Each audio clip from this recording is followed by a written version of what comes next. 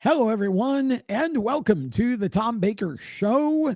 It is great to be back with you. This show brought to you, as always, by Radical Race Gear. If you want to be a champion, you really ought to look like one. And Radical Race Gear helps you do that. They have got everything from customized driver suits and all kinds of driver gear to communications to boy, they've got carpets for your trailer that can be customized. They got 10 by 10 easy ups that you can customize. They have got everything it takes to make you look awesome.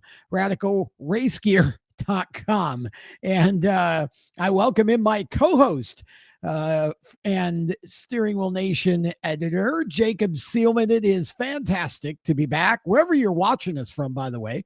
We thank you for it. We hope you enjoy this next 45 minutes or so. We have got a little bit of everything this week, it feels like, but we're going to start with sprint cars, or a lot Jacob, of because everything, depending. yeah, a lot of bit of everything. And boy, that the sprint car news has just been off the chain in the last several days. It has been. And first, great to be back. Second of all, yeah, if you're going to need a proverbial note card to keep track of the players going into 2026, because sprint car silly season has been a bonkers bonanza. I saw somebody refer to it on social media this week, and I liked it so much I'm stealing it. I can't remember exactly who on my timeline said it, but I'm not going to claim to take credit for coming up with that one myself. Led by the fact that we now have a future Hall of Famer and six-time national champion in Brad Sweet, who won 5 straight World of Outlaws titles before the inaugural High Limit National Championship in 2024. About brought all of us to tears, not just himself, during the High Limit Championship banquet recently, when he said, "This is it. I'm stepping away from full-time racing." He didn't completely rule out some select races, big races here and there going forward, but all of a sudden you have one of the best of the last decade in national and professional sprint car racing saying, "Okay, that's it. Sayonara.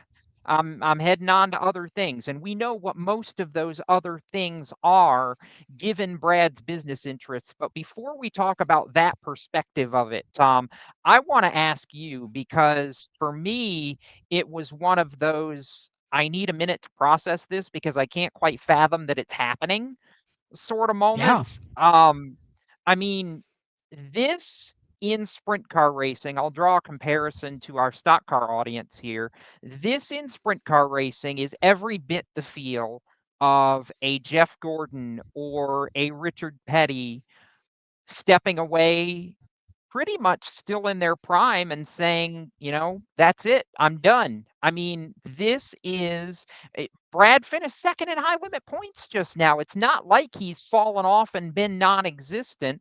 It's hard to imagine the sprint car world next year at Volusia or wherever that first big race is next year, when Casey Kane Racing rolls out of the trailer and Brad Sweet's not putting on a driver's suit to go race.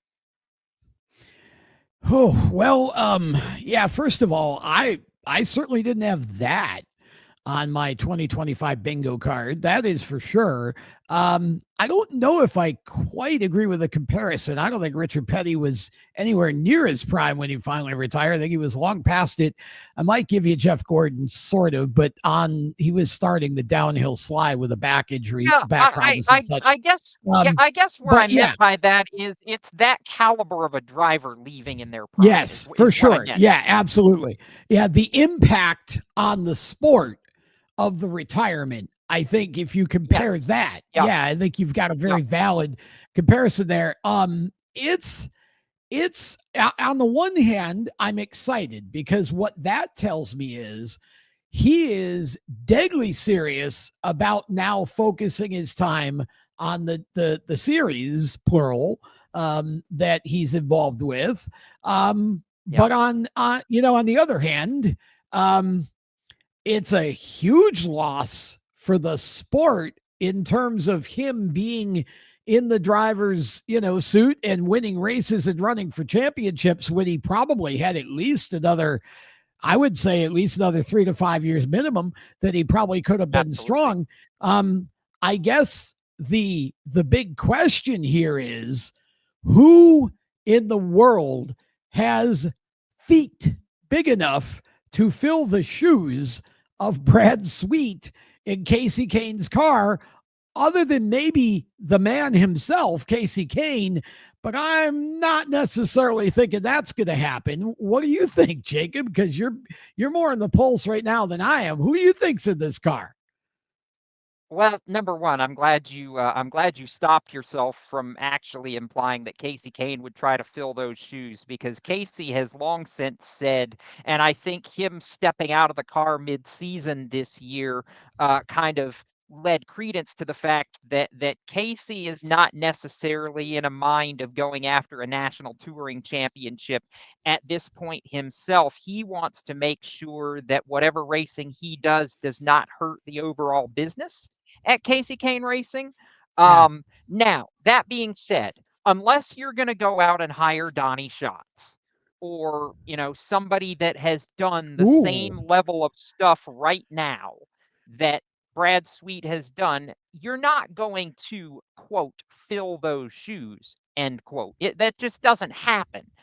Now, that being said, if you want me to speculate who is going to be in that car next year, more than happy to do that, because um I want you to. I would I know, or you wouldn't have asked the question. So, Exactly. the prevailing wisdom right now in the sprint car scene, myself and several other insiders included, um, is that a young star who actually had his hallmark moment, not necessarily on the winged side this year, but just a few weeks ago at Eldora Speedway when he won 3 out of 4 races. Right now, is the leading favorite to take over that ride. Dason Pursley, to everyone that I have talked to, Wow. and to to those kind of in the inner circle, is, I believe, who Casey Kane would like to put in that car next year. I'm not saying by all means that a deal is done and ready to drop in the next 5 seconds, but from people I've talked to in the know, that has been a conversation going around at Casey Kane Racing, and so far as to say that several of us who have had our ears to the ground, have heard that Dason was one of the very first calls, that as soon as Brad was sure that, hey, I'm stepping away, that Dason is pretty much the highest name on Casey's list as far as potential replacements for somebody that KKR believes can come in and really take that team places for a long-term future. I kind of all the listening I've done the last 2 weeks is that Casey doesn't just want to bring somebody in that has a couple years left in them and then be a couple years down the road and looking to have to go through all this process again. That their hope is that whoever they bring in can be their guy for hopefully an extended length of time. They don't want to be in the driver market again, 2 or 3 years from now. The hope around KKR, from everything I've heard at this point, Tom, is that they're looking for a hire that can be the long-term future of Casey Kane Racing. And just looking at it from my perspective, and I think you would agree based on what both of us have seen out of everything Dason's done since coming back from his spinal cord injury several years ago. I mean, if you want somebody that's young, that has the energy, that has the hunger to go out and make a permanent mark on this scene, Dason Pursley is that guy 100 to 1. Oh, I agree 100%. I would love to see that come to pass because I think Dason, honestly, I think Dason matches up very well with Casey Kane as far as, the personality and the temperament, all of that. I think that would be a match made in heaven, and what an opportunity. And, the perfect timing for Days and Persley as Absolutely. well, to be able to hop into that car. I would have never in a million years made that leap, but I would love to see Dason Persley running for Casey Kane in 2026. I think that would be a great move on Casey's part. And obviously, it's the opportunity of a lifetime for Dason Persley. Yes. So I approve of that message if it comes true. And who would have imagined, if all this comes to pass, that a teenager 4 years ago who wasn't sure if he was ever going to be able to walk again would drop Yeah, suddenly, 48 months later into arguably the best or one of the absolute best rides in sprint car racing history. I mean, that's the kind of thing a Hollywood script writes. That's not real life, is it? Except Casey may be about to make it real life. We'll wait and see for the final word from KKR, which all indications are that we're going to get word on the move that they're making sooner rather than later. I would not, if Brad Sweet does not want to do a last hurrah at the dirt track at Charlotte, I would not be surprised if they debut whoever their new driver is going to be at World Finals in a couple of weeks.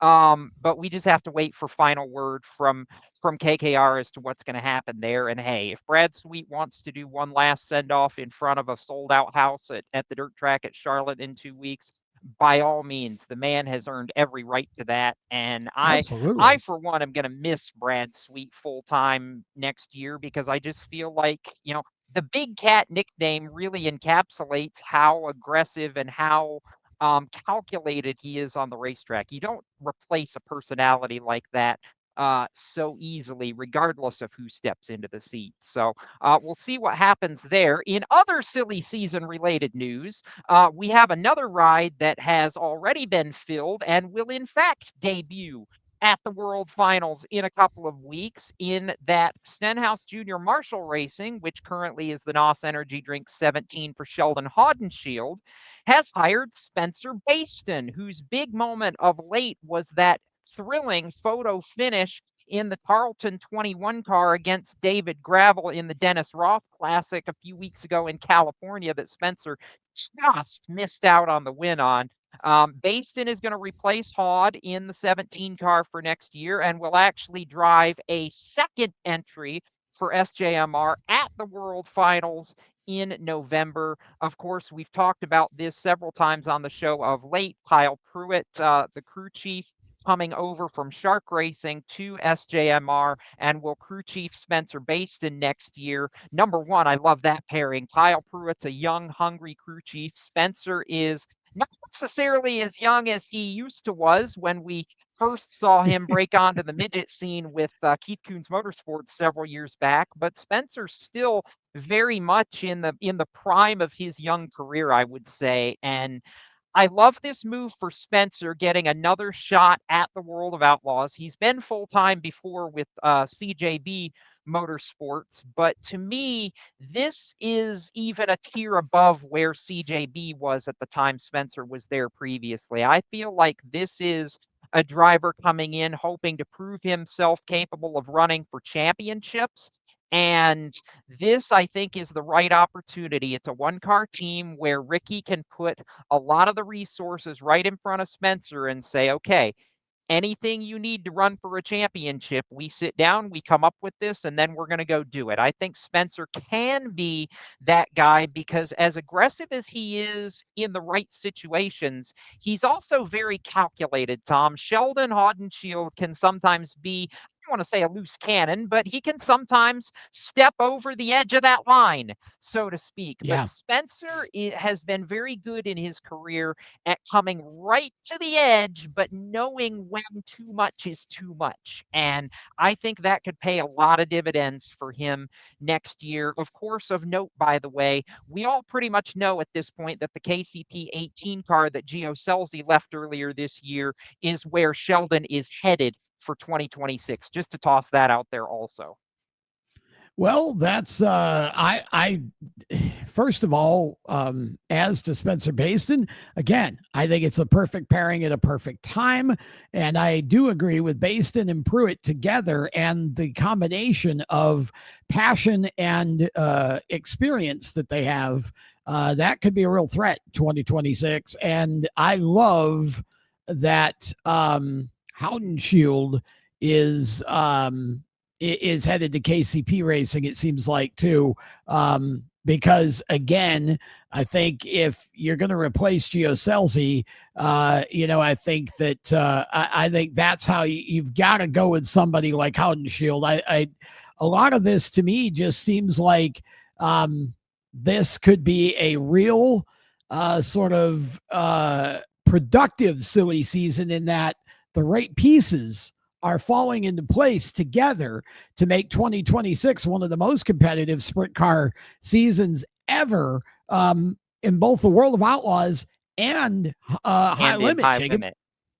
Yeah, absolutely. I do want to just note too that Sheldon is going to have his cousin and longtime crew chief Kyle Ripper still with him at KCP Racing Yeah. next year, so that pairing will be able to continue what they've done. I think Sheldon just needed some new scenery. Honestly, the only full-time opportunity outside of family that he's ever known has been SJMR, and I just think, Yeah. there are times when sometimes you can do all the right things, but things just get stagnant after a while, and sometimes a change is best for all parties involved. I think that may well be the case for both Sheldon and for Spencer going into next season. Um, the next item on silly season, though, is one of those where a perfect storm of I thought I was going to be a replacement, but the team liked me so much that I guess they're going to make space for me.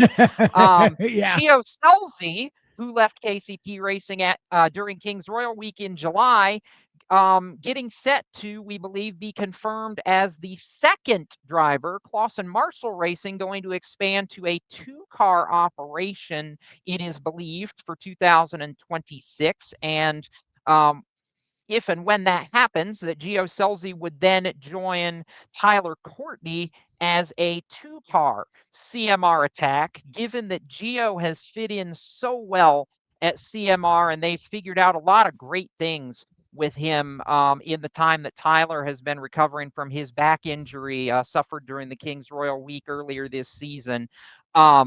These two have a very similar temperament. They've been friends for a long time in their racing, and I just think as teammates, Gio and Tyler are going to push each other to a new level. Not that both of them have been, lackluster on their own. They certainly have both won a lot of races in their own right, but I am hopeful that this silly season rumor fully gets hammered down and announced soon, because I just love the prospect of Gio and Tyler, not just all out war among each other, but all out war to try and dethrone Rico in the high limit room next year. I just my gosh, this just has a really just a beautiful summer vibe to it. We got It sunshine does. on Selzy's shoulders. Or perhaps you like Selzy and the Sunshine Band a little better.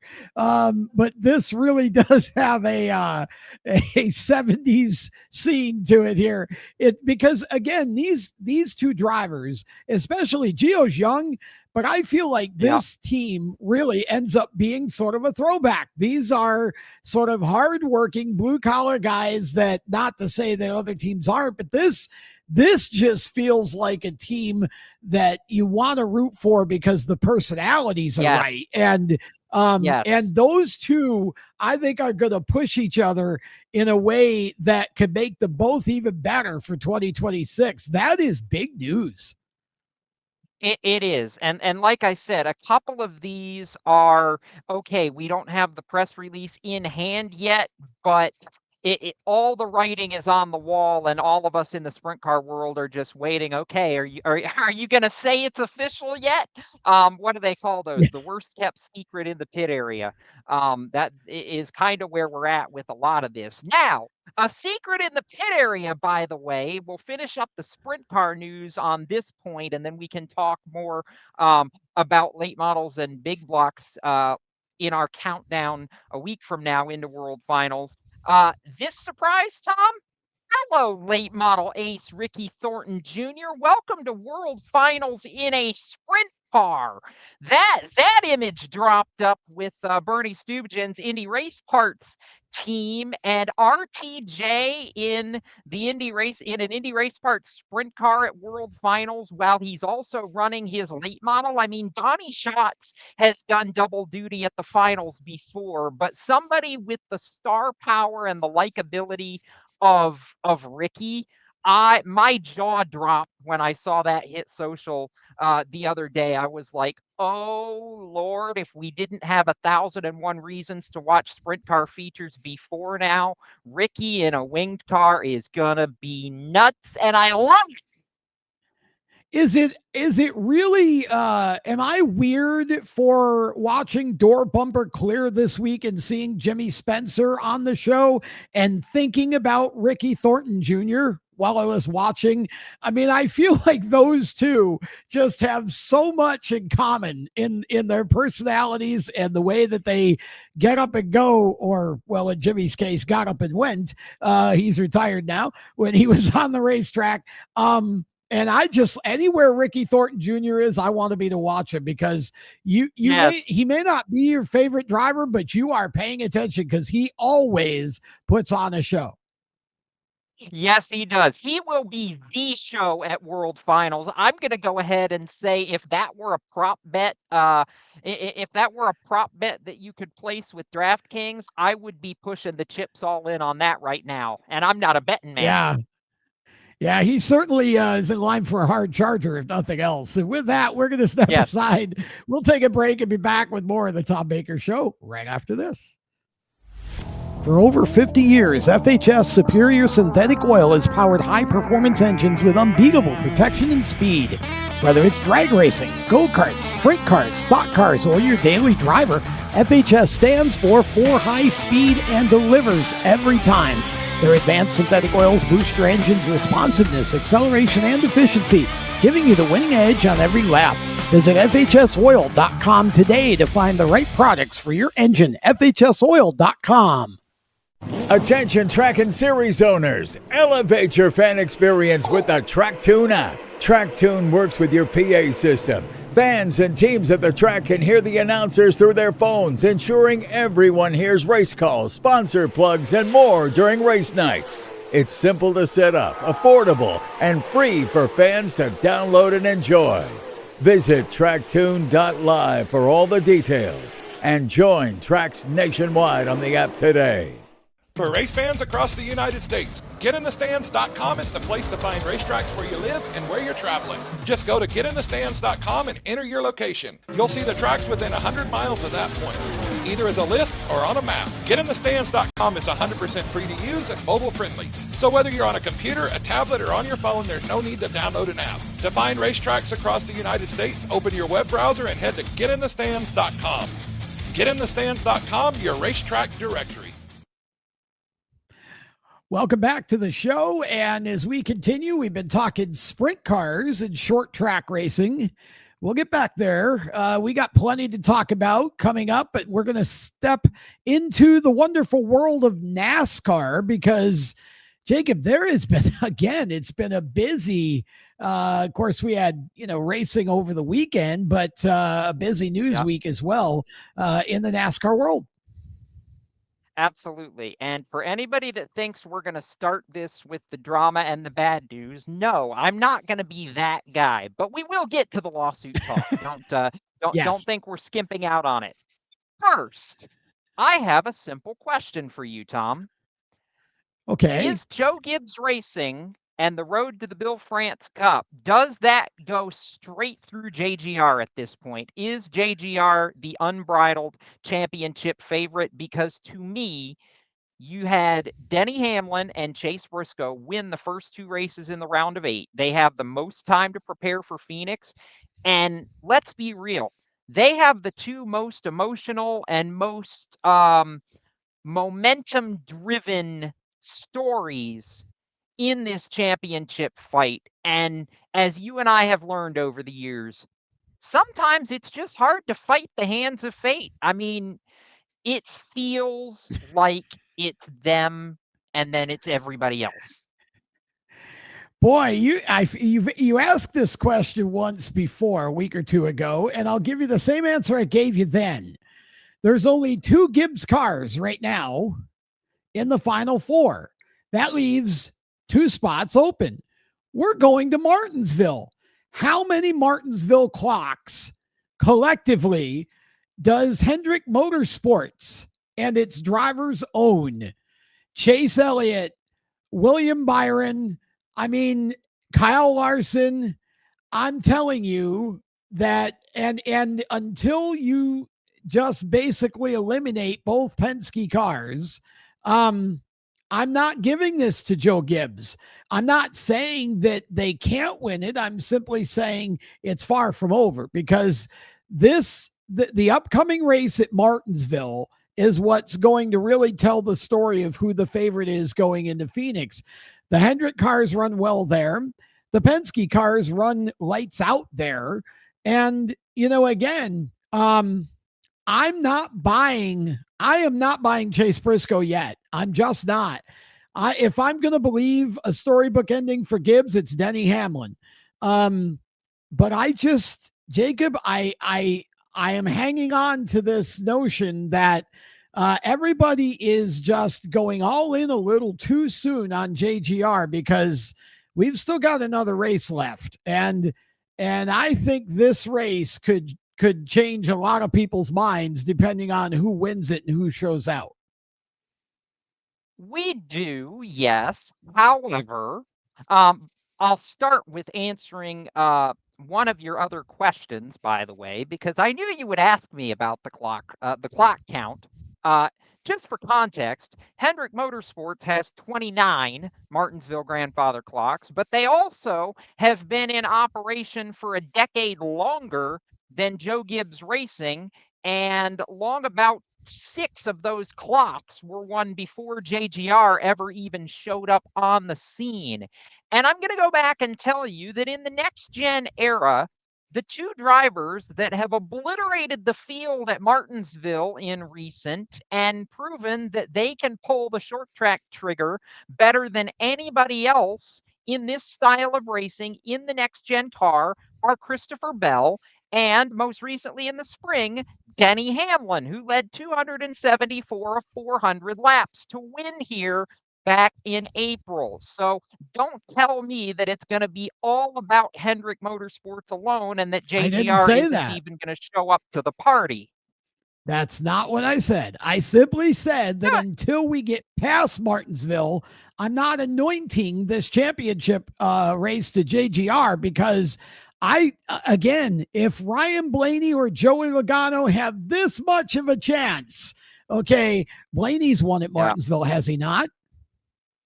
He has, but that being said, Ryan Blaney was also in a news conference this week and pretty much said, we have lost our speed from the spring as an organization, and we are going to have to be perfect this weekend to have a shot, because he said, we are not going to point our way in. It is not possible. It is either win or go home, which means if you're going to have a Penske car in the Final Four, it's only going to be one. It can't be both.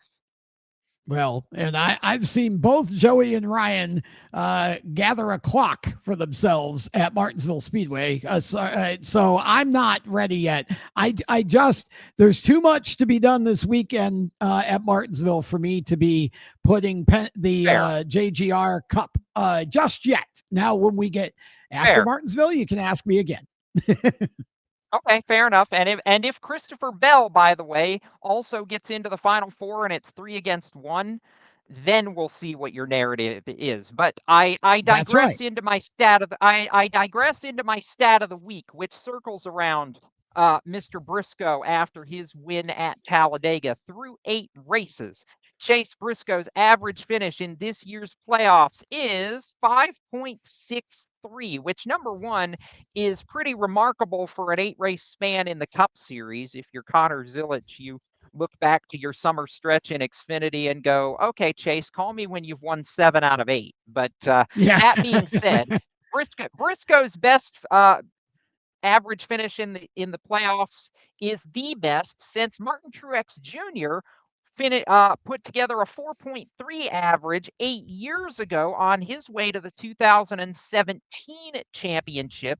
And by the way, it's on pace for the 6th best mark all time in the playoff era, going back to the original Chase all the way in 2004.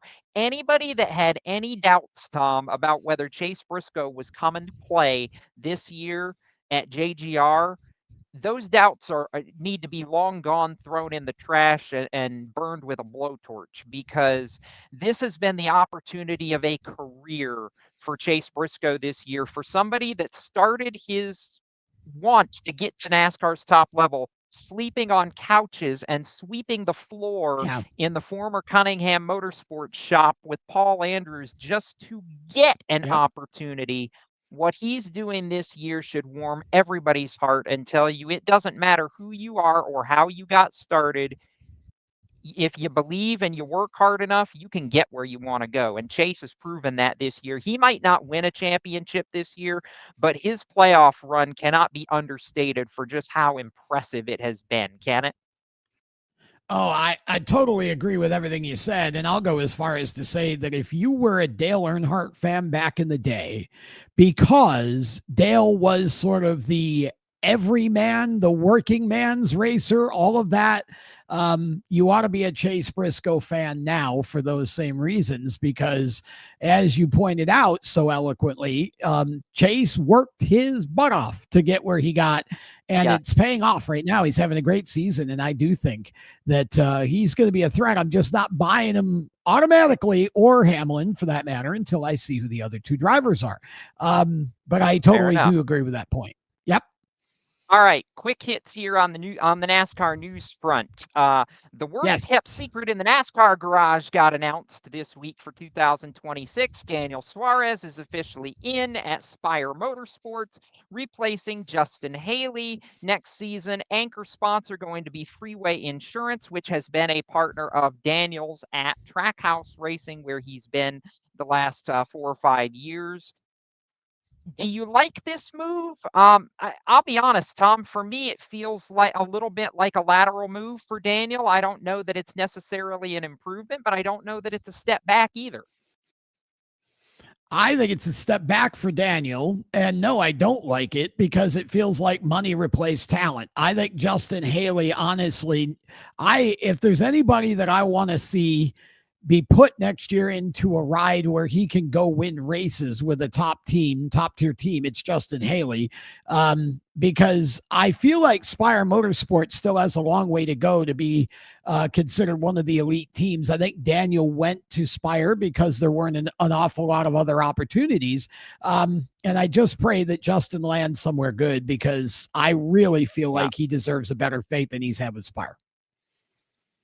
Junior Motorsports on the Xfinity side has hired Raja Caruth for a part-time deal in their flagship number 88 car in 2026. It's not going to be a full-time deal, but Raja alluding on social media this week that he plans to supplement his majority schedule in the 88 with races for Jordan Anderson Racing so that he can be playoff eligible. To me, I think back to the year 8 years ago or so that Ross Chastain had his rides with Chip Ganassi Racing and filled in with JD Motorsports to stay playoff eligible and made the playoffs. Oh, by the way, so it can be done. It's been proven it can be done. And much like we talked about with Briscoe, Raja's a hard worker. I absolutely love that he's getting a shot in premier equipment, Tom. 100% agree. And I think that this is a great hire for Dale Jr., who had Raja on his download this week. You should go watch it. Raja all that kid's ever wanted to do is race. And this is a DC kid, so he didn't come from NASCAR country. He wasn't born into a racing family, but he's always wanted to do this. He's done everything he's been asked to do. He is humble. He can drive the wheels off a car. I feel like this is a great pairing, and we're going to have fun watching Raja hopefully run for a championship in the Xfinity Series next year. Absolutely. Last thing I want to point out is that William Sawalich is out of the JGR 18 Xfinity car this week because of concussion-like symptoms. Justin Bonsignor, the four-time NASCAR modified champ who has spent some time with JGR in their 19 car, the All-Star car this year, going to sub in for Sawalich, and we send our best thoughts to William on a speedy recovery 100%. So that we can see him back sooner rather than later, because he's another bright talent in that series. And I'm going to steal Tom's thunder and say that I'll be back to throw the lightning round at him in a moment. We'll take a moment for these words and be back for our final lap after this. Attention track and series owners, elevate your fan experience with the TrackTune app. TrackTune works with your PA system. Fans and teams at the track can hear the announcers through their phones, ensuring everyone hears race calls, sponsor plugs, and more during race nights. It's simple to set up, affordable, and free for fans to download and enjoy. Visit tracktune.live for all the details and join tracks nationwide on the app today. For race fans across the United States, GetInTheStands.com is the place to find racetracks where you live and where you're traveling. Just go to GetInTheStands.com and enter your location. You'll see the tracks within 100 miles of that point, either as a list or on a map. GetInTheStands.com is 100% free to use and mobile friendly. So whether you're on a computer, a tablet, or on your phone, there's no need to download an app. To find racetracks across the United States, open your web browser and head to GetInTheStands.com. GetInTheStands.com, your racetrack directory. For over 50 years, FHS Superior Synthetic Oil has powered high-performance engines with unbeatable protection and speed. Whether it's drag racing, go-karts, sprint cars, stock cars, or your daily driver, FHS stands for high speed and delivers every time. Their advanced synthetic oils boost your engine's responsiveness, acceleration, and efficiency, giving you the winning edge on every lap. Visit FHSoil.com today to find the right products for your engine. FHSoil.com. Welcome back to the Tom Baker Show. As we wind things down, it is now time for our last lap segment, and that means Jacob gets to throw some things rapid fire at me, hopefully not hurt me, so that we make it through the rest of the show. That means I drive the bus, not over you, but you just have to hold on to the, That's the right. handle on the Have to passenger dodge side you. and be ready Yeah, for anything. exactly. Yes. All right. I told you we'd get to lawsuit talk, and we are. There was no settlement out of Thursday's court hearing between 2311 Racing, Front Row Motorsports, and NASCAR. Not a whole lot of substance at all, but if anything, we learned that the teams are not happy and NASCAR better be worried. Chris, can we hit a button so that I can read what Jeffrey Kessler said? Because, oh boy, I was hopeful that we were going to get to a settlement, and yet I don't think we're anywhere close after what he laid out today. The statement from Kessler: my client's goal has always been to provide opportunities for growth and stability for every team, and they remain steadfast advocates for a fairer, stronger sport. Today's hearing confirmed the facts of NASCAR's monopolistic practices and showed NASCAR for who they are: retaliatory bullies who would rather focus on personal attacks and distract from the facts. My clients have never been more united and committed to ensuring a fair and competitive sport for all teams, partners, drivers, and fans. We're going to trial to hold NASCAR accountable. Tom, does that sound in any way to you like we're gonna get a settlement out of this before December 1st, when this thing is supposed to go in front of a jury? Well, I mean, we've still got time, right? That's one of those messages that basically says, okay, NASCAR, ball's in your court. Otherwise, we're taking you to trial and we're going to take our best shot. It's not very conciliatory at all. But obviously, whatever happened today from NASCAR's side of things, the teams weren't very happy with. And so, this is an interesting thing. I think if NASCAR feels like they can win in court, then I guess we won't have a settlement. But it sure appeared that NASCAR was going to go in and actually try to, compromise in some sort of way. And obviously they didn't do that to the liking of the teams. But then again, we haven't heard anything from the NASCAR side as of this moment. So I guess we'll see in the coming days. I'm still not convinced that there won't be a settlement sometime in the next couple weeks, but we'll see. Two quick nuggets from the open wheel side of things. On the IndyCar front, or the road to Indy front, AJ Foyt Racing will field a 2-car Indy Next team, formerly Indy Lights, in 2026. We can talk more on that once we kind of know what the structure and driver lineup for that is going to be, because we didn't have any of that yet, just the announcement of the team. I do too. I love that AJ Foyt Racing is going to try to build up talent from within going forward. And another of the worst kept secrets on the Formula 2 side, Colton Herta joins High Tech for the full season next year in his quest to make it to Formula 1 as an American driver. High Tech, a team that has won races every year since debuting in 2020. It's one of the best teams in that ladder. And this is what tells me, Tom, Colton Herta will be in F1 at some point. He's putting himself with all the right places to get there. I will not be convinced until he signs an F1 contract, but he certainly has a good shot at it. And also, to add to that, there is still a thought, apparently, that he may yet enter the 2026 Indy 500, and that Michael Andretti might possibly be in that mix somewhere as his return to the racetrack. So says the rumor mill. There's no F2 races in the month of May, so we may yet see that Colton comes back. I would love that. Colton needs to be at the 500. If he can be there, it would be fantastic. And I just want to give a quick shout out on my beloved Mod Squad side. Luke Baldwin wrapped up at North Wilkesboro recently, his second straight Smart Modified Tour Championship. Of course, Luke, the son of Tommy Baldwin, and the NASCAR Wheel and Modified Tour actually wrapping up their season as this show is being taped at Martinsville. So when next we meet, we will know whether Austin Beers or Justin Bonsignor is the champion. The Martinsville race moving to March next year on the Wheel & Tour 2026 schedule, and Stafford is back. I love it.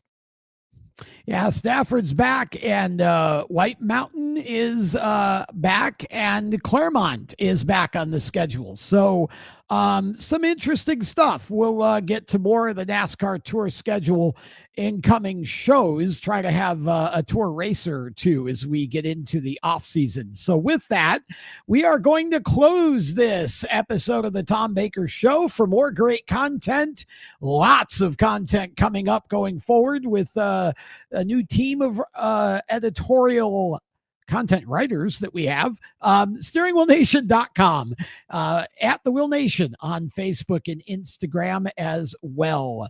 Until next time, I'm Tom Baker. Thanks for watching.